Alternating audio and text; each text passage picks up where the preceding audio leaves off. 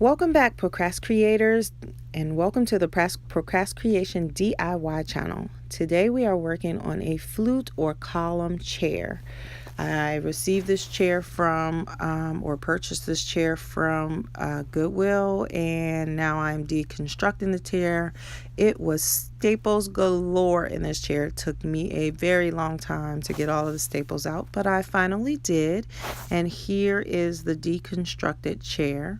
So again, we go from deconstruction to reconstruction. So I am starting with the burlap, stapling it down. From there, I'm using cotton. They had straw underneath the cotton, which of course you cannot get these days. So I laid down the cotton and did a healthy amount of that. And then on top of that, I added a layer of batten, which wasn't on the chair before. From that point, I added the webbing to the chair. Initially, the chair had one piece of webbing going across and one piece of webbing going up and down. So I did add a few more pieces to make the chair a little bit more sturdy.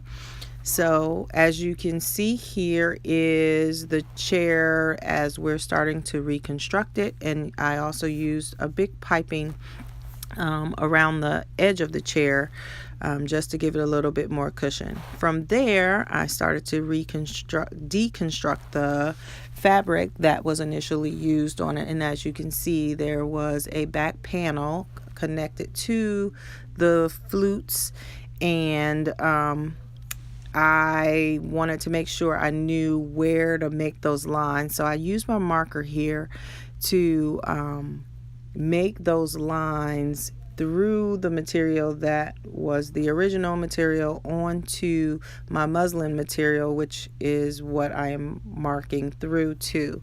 So those lines helped me put it back to my new material that I was gonna use on the new chair.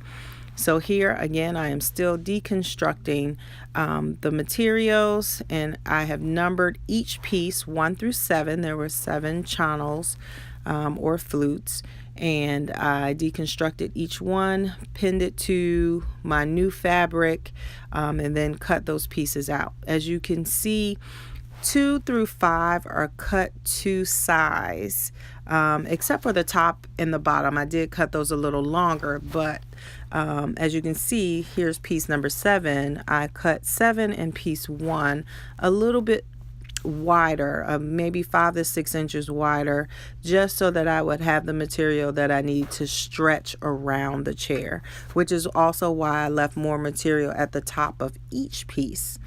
So as you can see, here are all of my pieces, and then I went back to the base of the chair or the seat of the chair, and I went ahead and stapled down my material. And as you can see, I figured out that I should not have put that jute all the way down because I didn't have all the material secured first. So I had to undo my 3 pieces going down and then redo them. But after that, I was able to get my material all in, and now I'm ready to sew my flute or column pieces. I'm not a great sewer, so I was really nervous about this part, but as you can see, I just took each piece one by one and sewed them together, and then using those blue markings that I did from my marker, I sewed on my back muslin piece. So here I am sewing, and after that I stuffed each individual column or flute, and I was hoping to use the suction silk bag film or whatever you call it to get the material, cotton material, in better, but I was unable to buy that in my timing. It would have took too long for me to get an order. So I did it myself, and looking at the chair and the final product, it doesn't look bad. I'm sure it would have been more smooth if I would have had that film to put around the cotton, which then would have made a bag that would have went inside the flutes, if that makes sense. Hopefully it does. So from there, look at there, look at the chair, it's coming together. Let me tell you guys something. This piece right here gave me the hardest time. I had sent out my Instagram picture like I took on a challenge, and boy did it turn out to be a challenge. Please make sure if you're doing a chair like this, those flutes have to line up, and make sure they're lining up on each side. If your side pieces are a little bit fatter than the middle columns. So me doing that, I had to take that whole thing apart because I stapled it all down thinking I had it right, and then one side had like 9 inches and one side had like 6 inches or 12 inches, so it wasn't even.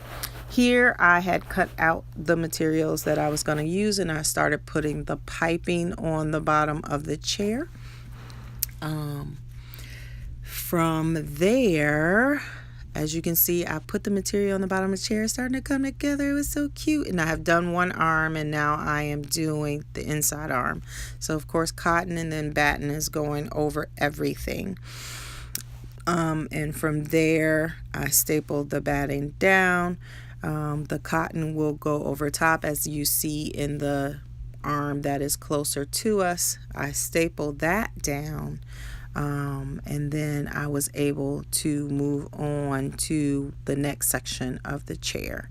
So again, I'm just pressing it through the holes. I did put burlap underneath that, and that is where my camera decided it was going to fall down off of the